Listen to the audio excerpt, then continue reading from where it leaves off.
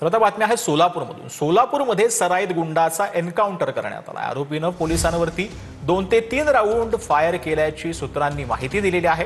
पोलिसांनी शाहरुखवर सुरुवातीला पायावरती गोळी झाडलेली होती। शाहरुखच्या एन्काउंटर वेळी त्याची पत्नी आणि 2 मुलं देखील जी आहेत तिथे होती। पुण्यातील सराईत गुंड शाहरुख उर्फ अट्टी शेखचा सोलापुरात एन्काउंटर झाला। पहाटे 3:30 वाजता पोलीस आणि आरोपीमध्ये चकमक झाली। पोलिसांनी आरोपीला आत्मसमर्पण करण्यास सांगितलं, मात्र आरोपीनं पोलिसांवरच 2 ते 3 राऊंड फायर केल्याची सूत्रांची माहिती आहे। त्यानंतर पोलिसांनी आरोपीच्या आधी पायावर गोळी झाडली। पोलिसांनी आरोपीवर एकूण 4 गोळ्या झाडल्यानं त्याचा मृत्यू झाला। यावेळी आरोपी शाहरुख सोबत त्याची पत्नी आणि 2 मुलं देखील होती।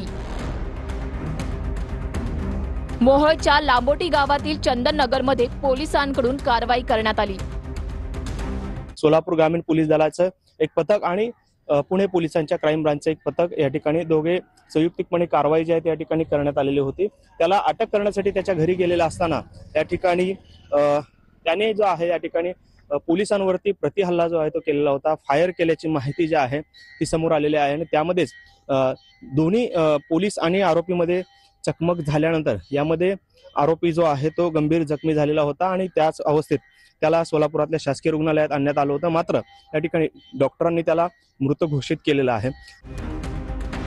आरोपी शाहरुखवर पुणे पोलिसात 15 पेक्षा जास्त गुन्हे दाखल आहेत।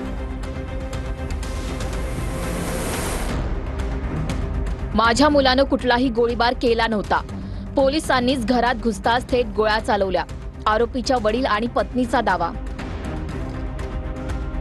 डीपी वाले डायरेक्ट दरवाजे ठोके और मेरी भाभी को उनको पिस्टल लगाए सर पे और उनको बोले कि दरवाजे खोलो। उन्होंने दरवाजे खोले, उन लोग ने डायरेक्ट फायरिंग चालू करे। मेरे आदमी उठने तक उन लोग ने फायरिंग चालू करे, 4 गोली मारे, उनको नीचे गिरे डायरेक्ट। मेरे को भी बाल पकड़ के खींच के उधर ढकला पुलिस वाले ने। तो गुन्हेगार आहे, ठीक आहे, नॉर्मल गुन्हेगार आहे, मी नाही म्हणत नाही, पण आता तो गुन्हा सगळं सोडून चांगल्या मार्गाला लागल्यावर सुद्धा तुम्ही स्वतः बिघडवताय। डिपार्टमेंटच बिघडवती मुलांना की तुम्ही अजून त्याच्यातच घुसा। मी त्याला चप्पलचं दुकान टाकून दिलं होतं, व्यवस्थित चप्पलचं दुकान चालवायला लागला होता तो।